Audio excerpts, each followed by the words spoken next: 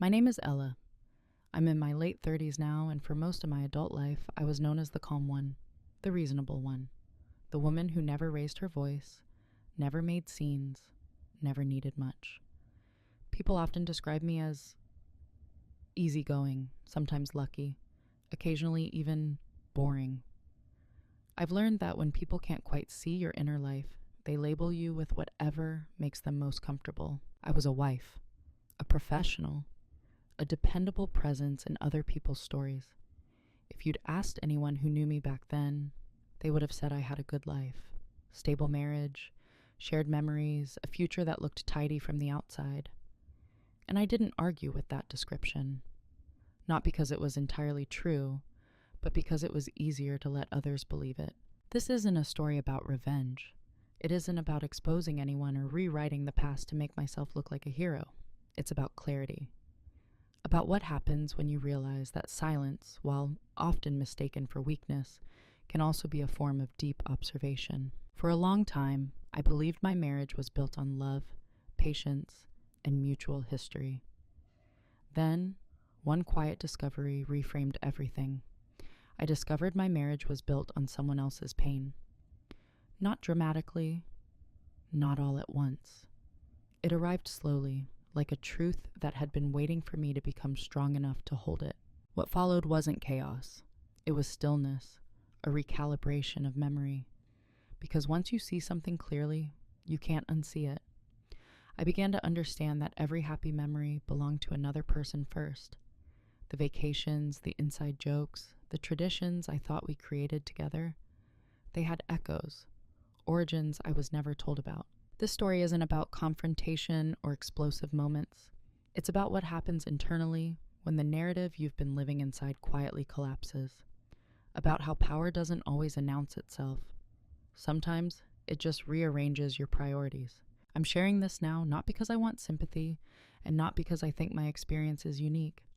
I'm sharing it because many of us have lived versions of this story, being underestimated, being cast in a role that benefits others, and confusing endurance with virtue. If you stay with me through this, you won't hear shouting or dramatic reveals. You'll hear a reflection, process, choice, the slow reclaiming of self-respect without spectacle. So before we go any further, let me ask you gently, have you ever looked back at a relationship you trusted and wondered which parts of it were truly yours? To understand what happened later, you need to understand who I was to the people around me, especially to my husband. Not who I thought I was, but who I functioned as in their lives. I was the reliable one, not the exciting one, not the complicated one. I was the woman you could count on to remember birthdays without reminders, to smooth over awkward moments at dinner, to listen without interrupting.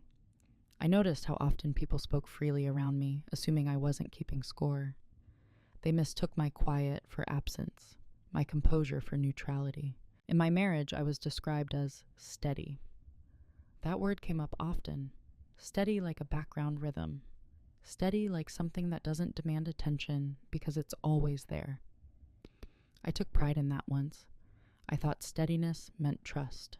When people talked about us as a couple, they spoke about how well we worked, not how deeply we connected, how efficiently we operated. We hosted without stress, we traveled without conflict, we planned without friction. From the outside, it looked like compatibility. From the inside, it felt useful. I was the one who adapted. If plans changed, I adjusted.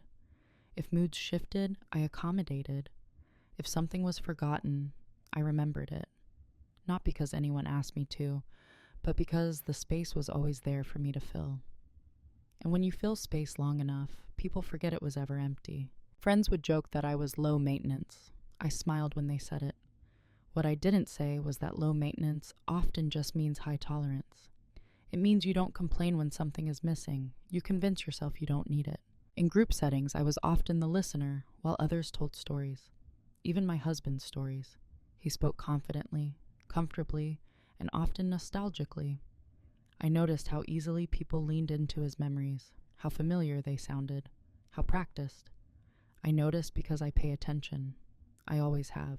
But I didn't interrupt. I didn't correct. I didn't ask questions that might slow the rhythm of the room. I let the story move forward without me in it. At home, My role was quieter but clearer. I handled the logistics of life, the scheduling, the follow-ups, the invisible labor that keeps things from unraveling. If something worked smoothly, no one noticed. If something went wrong, I noticed immediately. And I told myself this was a partnership. I wasn't ignored in obvious ways. That's important. There was no cruelty, no shouting, no overt dismissal. That's what made it easy to stay. What made it harder to see? My invisibility was subtle, wrapped in politeness and praise. I was appreciated for my function, not my presence. When I did speak up, rarely, it was received kindly, then quietly set aside. Not dismissed outright, just deprioritized, as if my needs were suggestions, not signals. Over time, I learned which parts of myself fit easily into the space I was given. The calm parts, the agreeable parts, the parts that didn't require much response. And I trimmed the rest, not consciously, not dramatically, just enough to keep things peaceful. I told myself this was maturity. I didn't feel unhappy. That's another important truth. I felt muted, like a color slightly dulled by constant light. Nothing was wrong enough to justify discomfort, but nothing was vivid enough to feel mine fully. If you had asked me then who I was to my husband, I would have said I was his partner, his anchor, his support system. And I believed that was enough. I believed being chosen once meant I was still being chosen every day. What I didn't yet understand was that being useful can sometimes be mistaken for being loved. And when that happens, the person who benefits rarely questions the arrangement. I wasn't invisible because I lacked presence. I was invisible because I made it easy for others not to look too closely. And for a long time, that felt safer than asking what they might see if they did. The first moment didn't arrive with impact. There was no argument, no raised voice, no sudden shift in behavior that would have justified alarm. It was small, almost forgettable, which is exactly why it stayed with me. We were at a dinner with friends. Nothing formal, just one of those familiar evenings where everyone already knew their roles. The conversation drifted toward travel, toward favorite places, toward stories that had been told often enough to sound effortless. My husband began talking about a coastal town he loved. He described it vividly, the light, the food, the way mornings felt there. People leaned in, someone laughed, someone asked when we'd been. He paused for half a second, then said, "Before I met Ella." The room didn't react. No one thought anything of it. Why would they? It was an honest detail, delivered casually. I smiled. I even nodded, as if to affirm the timeline. But something in me tightened. Not because the past existed. I was never naive enough to believe I was his first experience of joy. It was the way the story was framed, the way the memory was offered was whole, intact, untouched by me, as if I were a footnote added later, not part of the meaning of the place. He continued, unbothered, talking about how those years shaped his taste, his preferences, how he'd always wanted to go back. Someone turned to me and asked if I liked the coast too. I said yes, not because I had been there, because I hadn't, but because saying no would have required explanation. An explanation would have disrupted the ease of the moment. So I agreed with a version of myself that didn't yet exist. That was the first cut. Not deep, not visible, just enough to make me aware of something I hadn't noticed before. I was standing inside a story that had started without me and hadn't fully adjusted to my presence. On the way home, he was relaxed, pleased with the evening. He talked about how nice it was to see everyone. I listened. I always listened. And I considered mentioning how that moment had landed for me. I didn't. I told myself I was being sensitive. I told myself it was healthy for people to have lives before each other. I told myself that love wasn't erased by history. All of that was true, but it wasn't the whole truth. The part I didn't say out loud was this. The story hadn't included me even when it could have. He could have said, "I went years ago, and I've always wanted to take Ella there."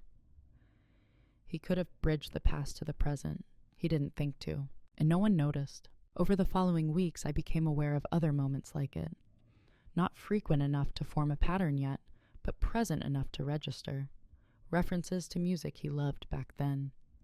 Traditions, he said, he'd always done this way.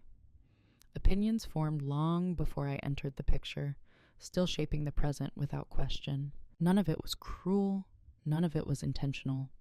That's what made it dangerous. Because when something hurts but doesn't seem malicious, you look for the fault in yourself. You assume the discomfort is yours to manage. So I managed it, quietly, internally. I told myself I didn't need to be at the center of every memory. Those relationships were layered, that the past was allowed to exist. And again, true, but incomplete. What I hadn't yet named was the difference between a shared past and an inherited one, between building something together and stepping into something already built. That dinner stayed with me longer than it should have. Not because of jealousy, but because of displacement. I felt slightly out of alignment, like I'd missed a step everyone else took naturally. I didn't confront him. I didn't withdraw. I simply began to notice more. And once you start noticing, even the smallest cuts leave a map. Once I noticed the first small cut, I became more attentive, not suspicious, not resentful, just alert.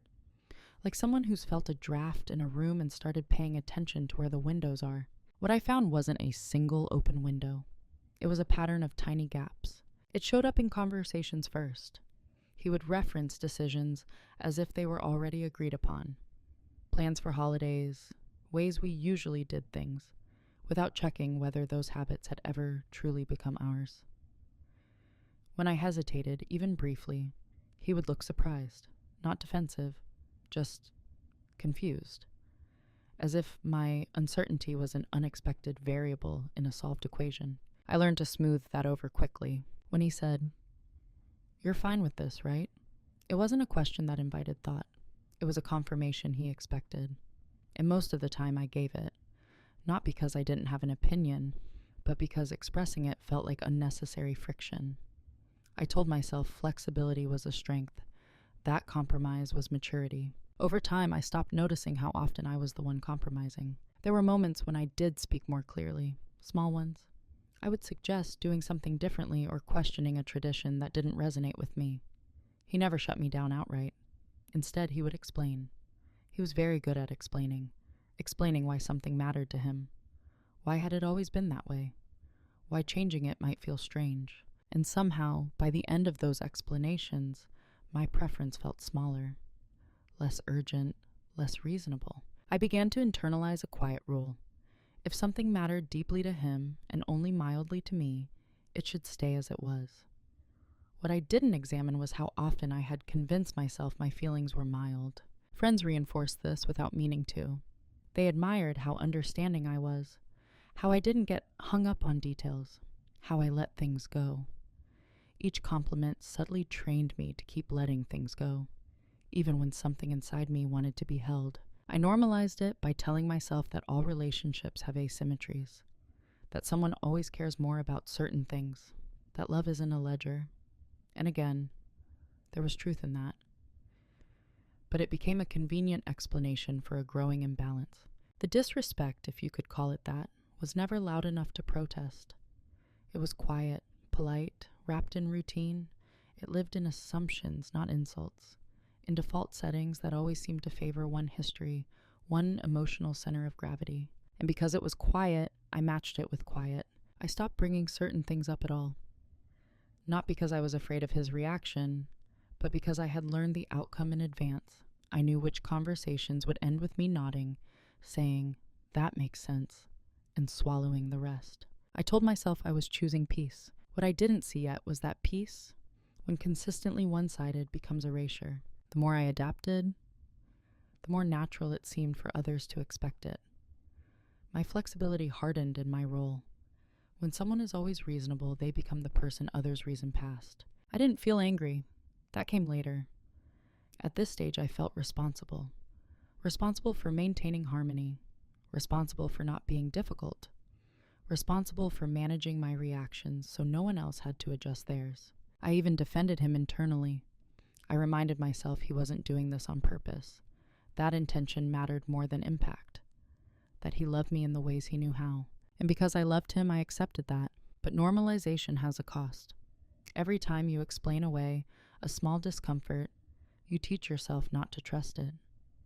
Every time you minimize a feeling, you shrink the space you're allowed to occupy. By the time I realized something was wrong, I had already practiced being okay with too much. The disrespect didn't escalate. It settled. It became the background noise. of my life together with him. Quiet enough to ignore, constant enough to shape me. And I told myself that if nothing was breaking, nothing needed fixing. I didn't yet understand that some things don't break. They fade. The realization didn't arrive as a thought. It arrived as a feeling, an unease that surfaced whenever I imagined acting differently than I usually did. I began to sense that there was a version of me everyone expected. Not consciously, not maliciously, just structurally. A role that had formed quietly over time, reinforced by repetition and reward. I was the stabilizer. In my marriage, that meant I absorbed uncertainty so he didn't have to. If something went wrong, I recalibrated. If emotions ran high, I lowered the temperature. If decisions needed to be made, I framed them in ways that felt easiest for him to accept. I had become fluent in his comfort, and the more fluent I became, the less space there was for mine. I noticed how often I anticipated needs before they were spoken, how I adjusted my schedule without being asked, how I made myself available emotionally and practically in ways that felt natural to me but were rarely reciprocated in the same form. When I was tired, I didn't show it. When I was uncertain, I resolved it internally. When I needed reassurance, I talked myself out of needing it. Not because he wouldn't give it, but because I had learned not to require it. That was my role, capable, undemanding, endlessly accommodating. Outside the marriage, it wasn't much different. At work, I was the one who fixed things quietly, who noticed inefficiencies and smoothed them out without needing credit. People trusted me because I didn't make problems visible. I solved them before they became problems. That pattern felt familiar, comforting even. It aligned with how I had always moved through the world. But somewhere along the way, I began to understand that being relied on is not the same as being seen. In my marriage, emotional labor flowed in one direction. I tracked moods. I remembered details. I adjusted tone and timing. He, in turn, trusted that I would. That trust wasn't abuse. It was dependence. And I had trained him into it. The hardest part of realizing your role is recognizing your own participation in its creation. I didn't challenge assumptions because challenging felt unnecessary. I didn't ask for more because I told myself I already had enough. And in doing so, I made myself easy to place and easy to overlook. When something bothered me, I filtered it before speaking. I removed the emotional edges. I presented it as a thought experiment rather than a feeling. That way, it wouldn't feel like a demand. That way, I could remain reasonable. But in being reasonable, I was also becoming predictable. I saw now that I had been assigned the role of the woman who doesn't disrupt the narrative, the woman who fits neatly into someone else's established life, the woman who makes things better without changing their shape, reliable, useful, invisible. And because I performed that role well, no one questioned whether it was fair. There was a moment, small, almost embarrassing, when this crystallized. I had a rare weekend to myself. No plans, no obligations. I mentioned, casually, that I might take a short trip alone, just a few days. His reaction wasn't anger or concern. It was a surprise. Not, "Is everything okay?" But why? That single word carried more weight than he realized. It wasn't accusatory. It was genuinely confused. As if the idea of me choosing something independently didn't fit the version of me he had learned to rely on. I answered smoothly, gave a logical reason. He accepted it. The moment passed. But I didn't, because I saw in that exchange the outline of the role I had been living inside. I wasn't expected to need space. I wasn't expected to want something that didn't orbit around us. I was expected to be present, supportive, and consistent. And I had been. Up until then, I had believed roles were negotiated, that they evolved through mutual understanding. What I realized instead was that roles often emerge when one person adapts faster than the other notices. I didn't feel resentment yet. I felt awareness, and awareness, once it arrives, doesn't shout. It waits. The day something shifted didn't look important from the outside. There was no argument, no revelation, no moment you'd mark on a calendar. It was ordinary, almost forgettable. That's why it mattered. I was alone in the house that afternoon, a rare overlap of schedules that left me with quiet time I hadn't planned to fill. I wasn't searching for anything. I wasn't suspicious. I was doing something practical, organizing a cabinet where old documents had accumulated over the years. Receipts, Manuals, expired warranties, the small paper trail of shared life. I found an envelope tucked behind a folder that wasn't mine. It had his handwriting on it. Familiar, confident, the kind of handwriting that doesn't hesitate. Inside were photographs. Not many, just enough to tell a story. At first I thought they were old travel photos I hadn't seen. That didn't bother me. We all have corners of our lives that don't get shared in full. What caught my attention wasn't the existence of the photos. It was their repetition. The same places he had described with ease. The same coastal town. The same cafe, he once said, felt like home. Only now did I see the context. Another woman, not posed dramatically, not obviously romantic, just present, integrated, comfortable in a way that suggested duration, not novelty. There was no shock, no spike of emotion, just a quiet alignment of pieces that had already been on the table. I sat down, not because I felt weak, but because standing felt unnecessary. This wasn't about infidelity. The timeline was clear. This was before me. What unsettled me was something else entirely. How complete the life in those photos looked. How familiar the smiles were. How seamlessly the rituals I thought we shared had been transferred. I realized then that I hadn't just stepped into a relationship. I had stepped into a continuation. The trips we took, the restaurants he favored, even certain phrases he used affectionately, they weren't improvised. They were inherited, polished by repetition with someone else, then offered to me as if they were newly formed. And in that moment, a sentence formed in my mind with absolute clarity. Every happy memory belonged to another person first. Not all of them, of course, but enough. Enough to shift something fundamental in how I understood my place in his life. I didn't feel jealous of her. I felt displaced by the narrative, as if I had been cast in a role that had already been rehearsed, complete with blocking and lines I didn't know I was repeating. I thought back to the dinner, to the stories, to the ease with which he referenced the past, without bridging it to me. And suddenly the pattern made sense. This wasn't malice. It was convenient.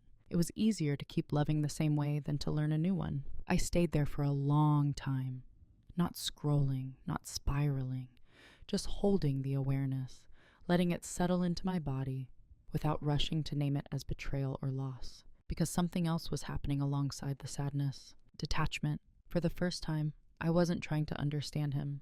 I was understanding myself, understanding why I had always felt slightly off-center, why the relationship felt functional but not fully mutual, why I had adapted so easily because the structure already existed.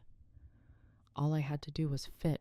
I put the photos back, carefully, exactly where I found them. That mattered to me. I wasn't there to expose or accuse. I wasn't ready for answers because I wasn't ready for confrontation. What had shifted wasn't my trust in him. It was my trust in the story I had been telling myself. I realized then that silence didn't have to mean endurance. It could mean pause. And that pause, that internal, unshared recalibration, was the beginning of something irreversible. After that day, nothing changed on the surface, and everything changed underneath. I didn't confront him. Not because I was afraid of what he'd say, but because I already understood the shape of the truth. Confrontation, I realized, wouldn't give me clarity. It would interrupt it.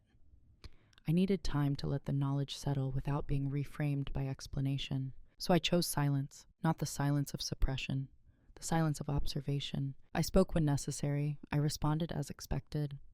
I moved through our routines with the same calm competence I always had. If anything, I became easier to live with, more agreeable, more self-contained. He mistook that for stability. What he didn't see was that my silence now had boundaries. I was no longer absorbing everything automatically. I was noticing what I gave, what I withheld, and how little was noticed either way. I stopped volunteering information about my inner life, not out of punishment, but out of discernment. I wanted to see what he asked for when it wasn't offered freely. The answer was not much. Days passed, then weeks. He didn't sense a withdrawal because I hadn't made one obvious. I was still present, still functional, still kind. I just wasn't filling in the gaps anymore. I let pauses exist. When he talked about the past, I listened without reacting. When he referenced old preferences, I didn't adapt automatically. I let my neutrality stand, not cold, just unyielding, and something interesting happened. The more I didn't compensate, the more his assumptions became visible. He would assume I was fine, assume I agreed, assume I would adjust. And when those assumptions weren't quietly met, he felt a vague discomfort he couldn't quite name. He didn't accuse me of anything. There was nothing to accuse. Instead, he asked questions that sounded like logistics but were really about reassurance. Everything okay? You seem tired. Work stressing you out? I answered honestly, but narrowly. I didn't offer emotional summaries. I didn't translate my internal state into something easy to resolve. I was learning the difference between transparency and access. Silence, I discovered, is often read as compliance when it's familiar. But when silence shifts from reflex to intention, it becomes unsettling to those who benefited from it. I also noticed how much time I suddenly had. Mental space, emotional bandwidth. When you stop pre-processing the world for someone else, you reclaim energy you didn't know you were spending. I started writing again, not about him, but about patterns. I noted moments where I would have previously intervened to smooth things over and didn't. I watched the outcomes. Most of the time, nothing catastrophic happened. Things simply remained unresolved, and that was fine. I realized how often I had prevented him from experiencing the natural consequences of his own emotional habits. This wasn't manipulation. It was a withdrawal of unpaid labor. The silence sharpened my perception. I saw how often love had been conflated with accommodation, how easily appreciation faded when reliability was constant, how comfort can turn into entitlement without anyone intending it to. I wasn't angry. That surprised me. Anger would have been easier to explain. What I felt was calm, focused, awake. I had crossed a line internally. Before, my silence had been a reflex, to keep things smooth, to protect the connection. Now it was a choice, to protect clarity. And once silence becomes a choice, it stops being passive. It becomes power. When people think of preparation, they imagine visible action. Phone calls, late nights, secret plans. What they never notice is the quiet kind, the kind that looks exactly like nothing at all. That was my advantage, because to everyone around me, I hadn't changed. I was still composed, still cooperative, still dependable. I hadn't announced a boundary or staged a transformation. I had simply stopped explaining myself, and in that space I began to prepare. It started with attention. Pure, disciplined attention. I listened not to respond, but to understand patterns. I noticed how decisions were made, whose preferences were centered, whose discomfort was quietly managed, usually mine. I paid attention to timing, to tone, to what was remembered and what was forgotten. I documented without drama, not in a way that would alarm anyone, just notes, dates, conversations that felt slightly off, commitments that shifted, moments when my contribution was assumed rather than requested. Patterns only become undeniable when you stop rationalizing them. I also began learning, not about him, but about systems, legal structures, financial frameworks, emotional dynamics. I read quietly, carefully, without the urgency of someone trying to escape. I wasn't running, I was orienting myself. I learned what independence actually requires, not emotionally, but practically. What documents mattered, what timelines existed, what rights were automatic, and which ones had to be claimed intentionally. I checked facts instead of asking questions, because questions invite narratives, facts don't. At the same time, I repositioned myself subtly. I took on projects at work that increased my autonomy. I strengthened professional relationships that didn't rely on my agreeableness, but on my competence. I stopped downplaying my contributions. No announcements, no explanations. At home, I continued as before. On the surface, I cooked, I participated, I showed up, but I no longer overextended. If something wasn't handled, I let it remain undone. If a decision hadn't been made collaboratively, I didn't rush to finalize it. The silence did its work. What they never noticed was how much I had once been holding together. How much effort did it take to make things feel effortless? When that effort quietly withdrew, the structure didn't collapse, but it revealed its imbalance. He grew subtly unsettled, not alarmed enough to confront, just enough to feel slightly off. He couldn't locate the source because nothing had changed in a way he could point to, and I didn't help him locate it. I was careful not to weaponize my knowledge, That wasn't the point. The point was alignment, to make sure that whatever came next would be grounded, ethical, and irreversible, not reactive. I wasn't gathering leverage to punish. I was gathering leverage to choose. That distinction mattered to me. It still does. There were moments when I almost spoke, when I was almost explaining what I was seeing, but I stopped myself, not out of fear, but out of respect for the process. Once you name something out loud, it becomes a negotiation. I wasn't ready to negotiate. I was still deciding, and that decision required quiet. The truth is, most people don't notice preparation when it doesn't inconvenience them.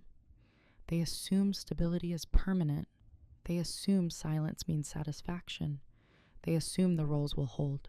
They rarely ask who's holding them. I didn't change my expression. I didn't change my tone. I didn't even change my routines dramatically. I changed my orientation from inside the relationship to the side of it. And once you're no longer inside something by default, you can see its shape clearly. That was the phase no one saw. The phase where nothing happened and everything was set in motion. The reveal wasn't dramatic. There was no gasp, no rush of adrenaline, no moment where I felt triumphant or devastated. It arrived quietly, the way truth often does when you've prepared yourself to receive it. By then, I wasn't looking for confirmation of betrayal. I already knew the emotional architecture I was standing in.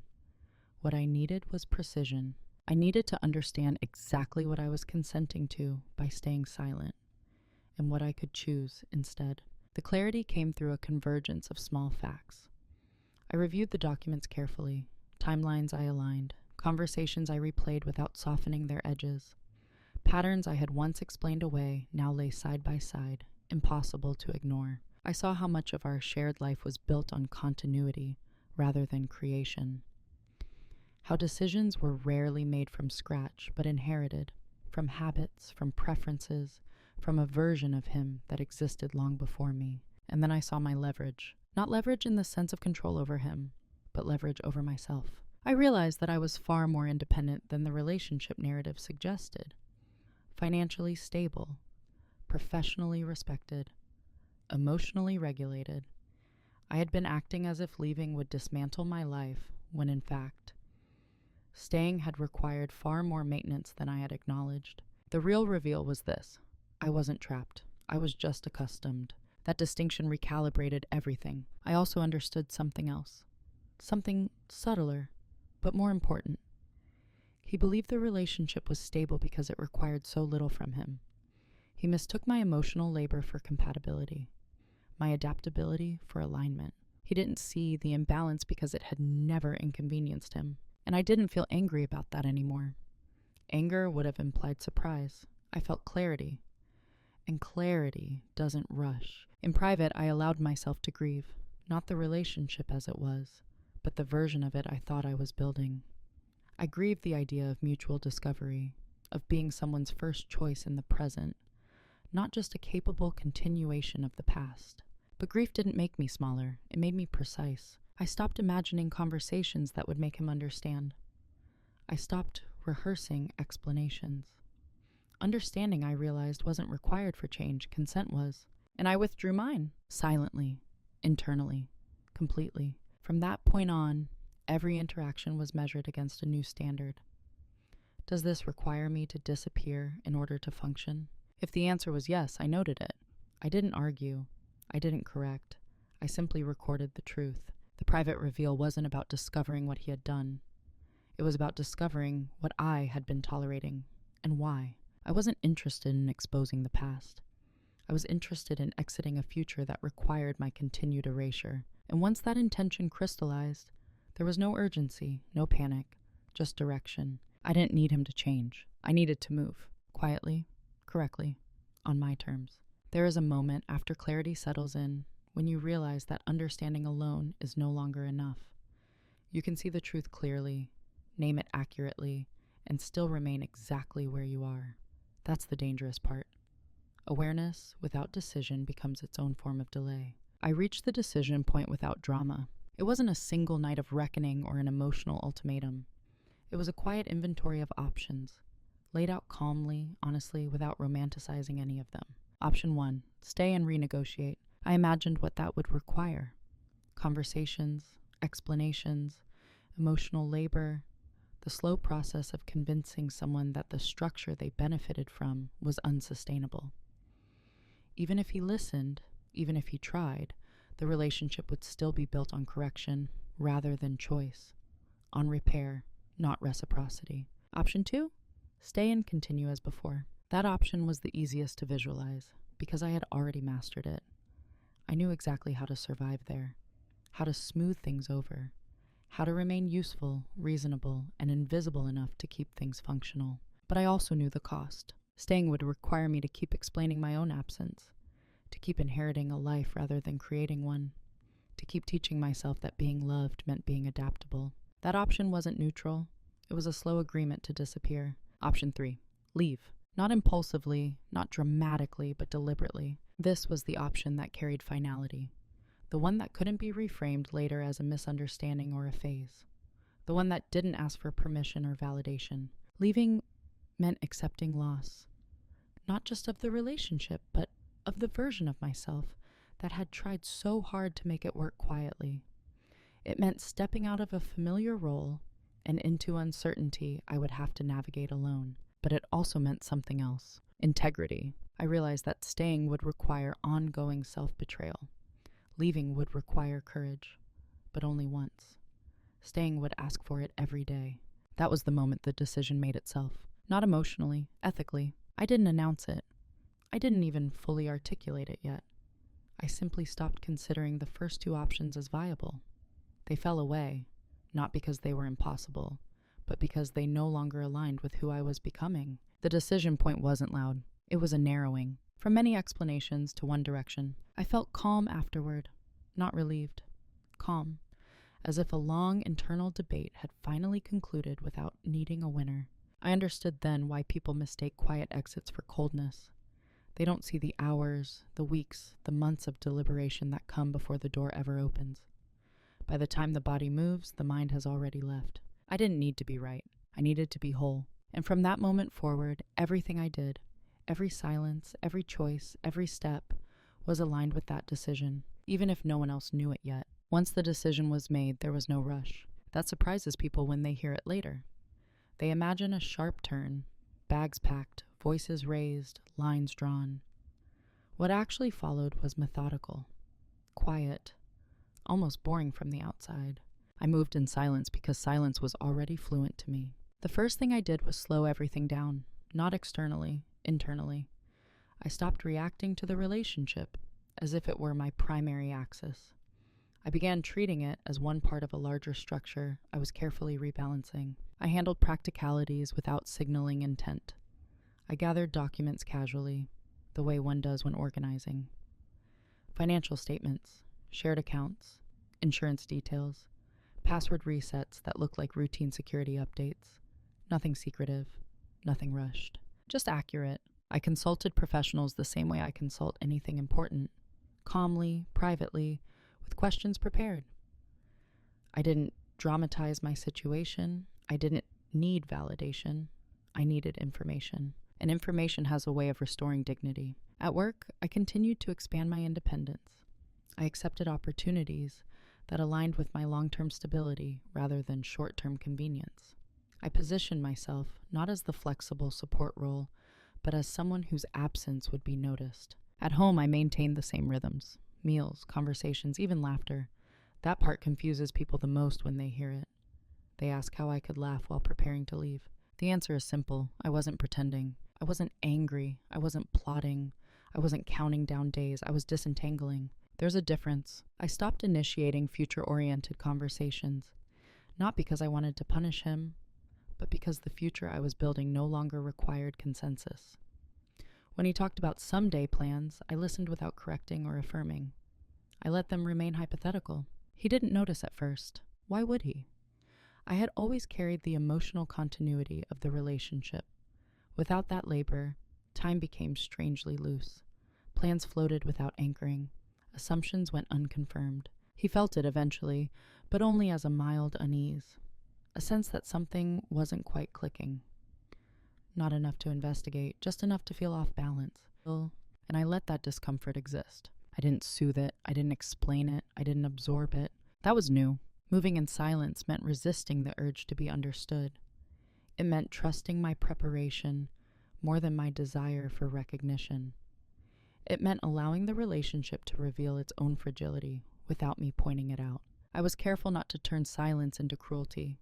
I remained kind. I remained honest. But I stopped overfunctioning. If something required joint effort, I waited. If something required emotional interpretation, I left it uninterpreted. If something went unresolved, I didn't rush to resolve it. I watched how much I depended on myself without anyone realizing it, and I adjusted accordingly. This phase wasn't about disappearing. It was about reappearing to myself.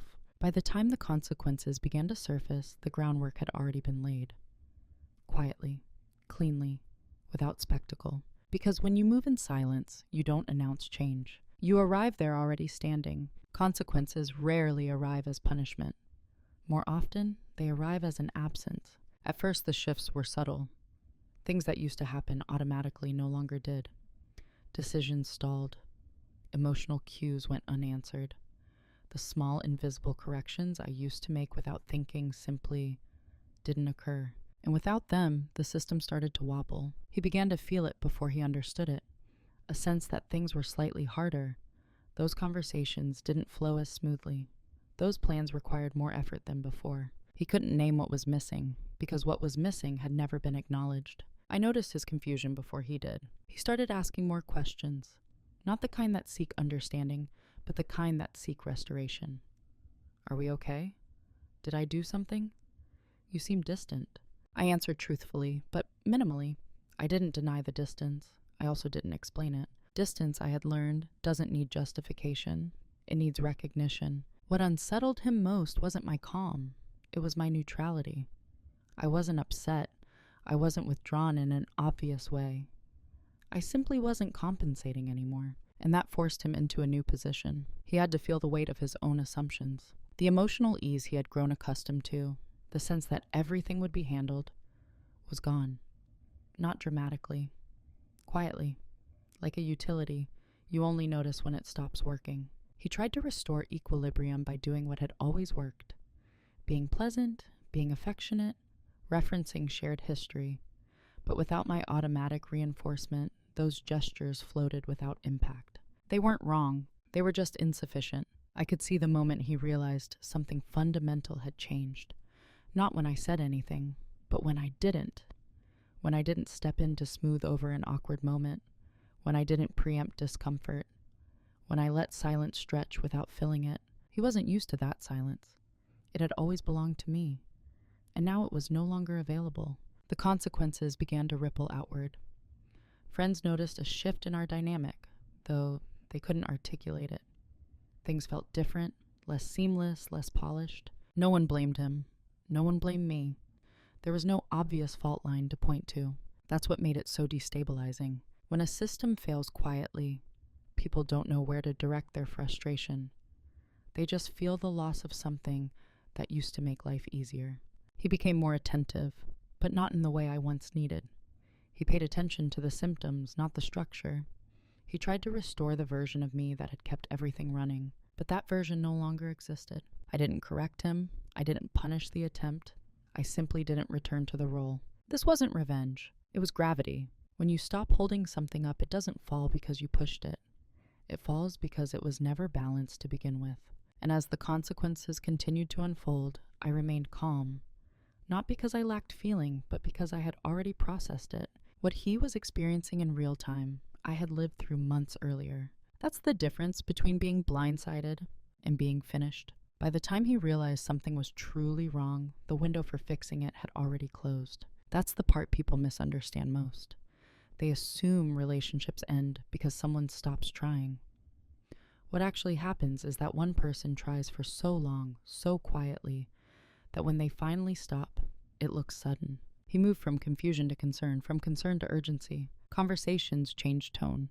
He asked to talk, not casually, but with intention. He started referencing the future again, this time with more care, more inclusion. He made space in ways he hadn't before. Months earlier, it would have mattered. Now, it is registered as an effort without alignment. I could see him working to restore what he believed we had lost. He was attentive, present, even self-reflective in small ways. But all of it was oriented toward repairing the structure, not questioning whether the structure itself had been fair. He wanted to make things feel like they used to. I no longer wanted that version back. What he didn't understand was that I wasn't withholding emotion to be difficult. I had already metabolized it. The grief, the disappointment, the quiet erosion of self. I had processed all of that alone, in advance. So when he arrived with concern, I met him with calm. That calm unsettled him more than anger would have. He asked what I needed, and for the first time I didn't translate the answer into something manageable for him. I didn't soften it. I didn't offer a checklist. I told him the truth, without accusation, that I no longer felt like a participant in my own life, that I had spent years adapting to a space that was never truly negotiated. I didn't believe the imbalance was intentional, but that it was real. He listened, he nodded, he apologized, and still, something remained unchanged, because an apology addresses behavior. What I was facing was structure. He asked what he could do differently, and I realized then that I didn't want to teach him how to love me. I didn't want to supervise my own repair. I didn't want to become the instructor in a relationship where I had already been doing most of the work. It wasn't that I didn't believe he could change. It was that I no longer wanted to wait and see. The urgency he felt now came from loss, not from awareness.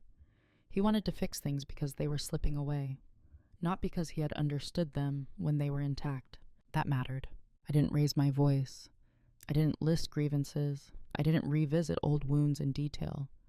I simply didn't reopen negotiations that I had already closed internally. Too late doesn't mean impossible. It means misaligned timing. By the time he wanted to rebuild, I had already stepped out of the blueprint.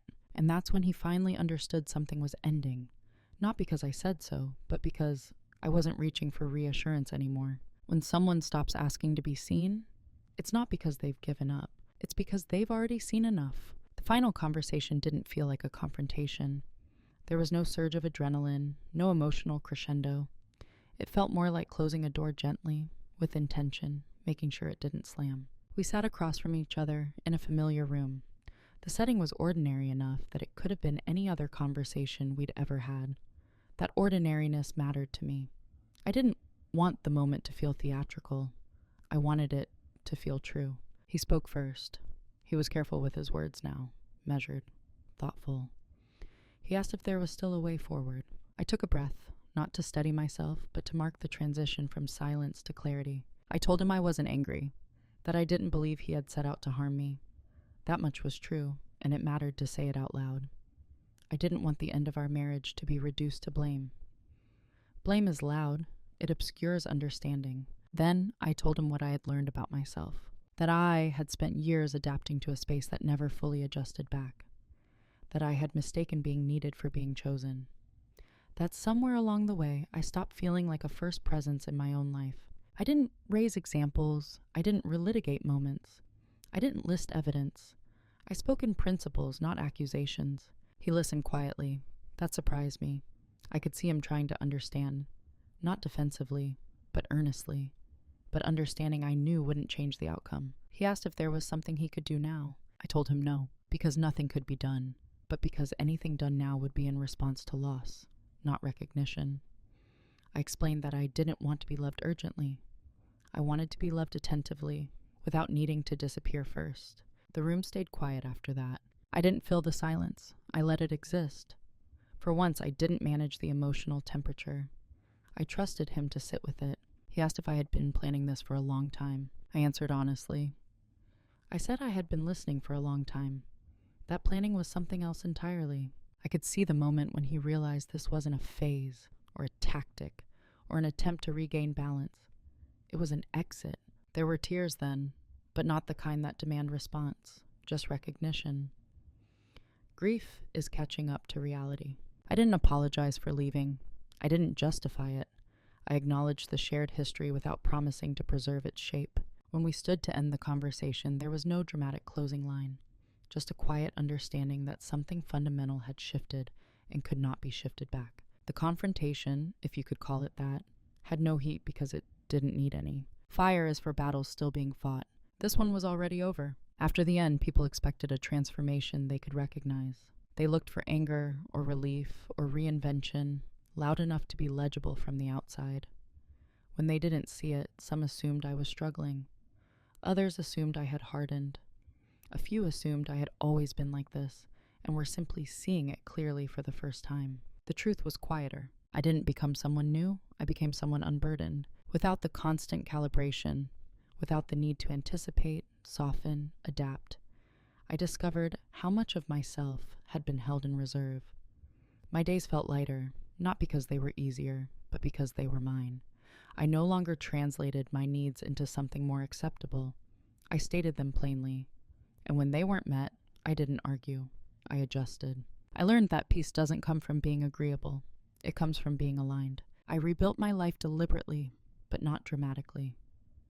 Same city, same career trajectory, refined rather than replaced. Same values, sharpened by experience. I didn't burn anything down. I simply stopped maintaining what no longer fit. Relationships changed around me. Some people struggled with the fact that I no longer overextended. They missed the version of me that made things easy. Others met me where I was and found something sturdier there. I didn't chase intimacy anymore. I evaluated it. The most surprising change was internal. I stopped second-guessing my perceptions. I trusted the quiet signals I used to dismiss. I no longer needed proof strong enough to justify leaving. I recognized that clarity itself is sufficient. I also realized the need to be understood by everyone. That desire had kept me explaining myself long after explanation was useful. Now, I let my choices speak. Not loudly, consistently. I don't regret my marriage.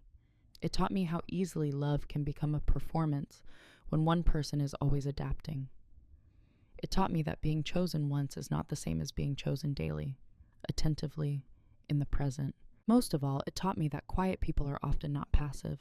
They are observant, they are patient, and when they move, it is with precision. Who I am now is not someone hardened by loss, but someone clarified by it. I don't seek dominance. I don't need to prove anything. My power comes from knowing when to stay silent, and when silence has finished its work. I live without needing to be central in someone else's story. I am fully present in my own. If there is a lesson in this story, it isn't about leaving.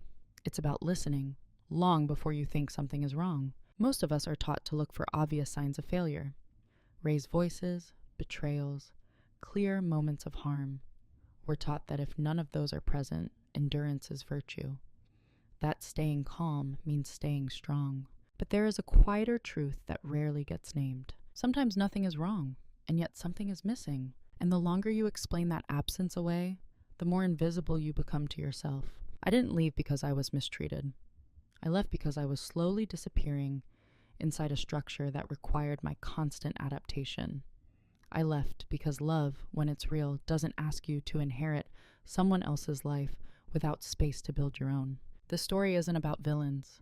My husband wasn't cruel. He was comfortable. And comfort, when unexamined, can be just as damaging as neglect. Not because it's malicious, but because it doesn't notice what it costs the other person. Quiet dominance isn't about control. It's about authorship. It's about recognizing when your silence is protecting peace, and when it's protecting a system that benefits from you staying small. It's about knowing the difference between patience and self-erasure. The hardest part wasn't leaving. The hardest part was admitting that I had been doing too much of the emotional work and calling that love. Once I stopped performing, understanding and clarity arrived without effort. And here's what I know now, with certainty. You don't owe permanence to something that only works when you disappear. You don't need to justify leaving a life that no longer feels like yours. And you don't need an explosion to make a decision quietly, ethically, and completely. If this story resonated with you, I want to ask you something, not to provoke, but to invite reflection. Have you ever stayed silent in a relationship so long that when you finally understood the truth, leaving felt calmer than staying? If you're comfortable, share your thoughts in the comments. Not for judgment, not for advice, just to be witnessed. And if you're still listening, really listening to yourself, trust that voice. It knows more than you think.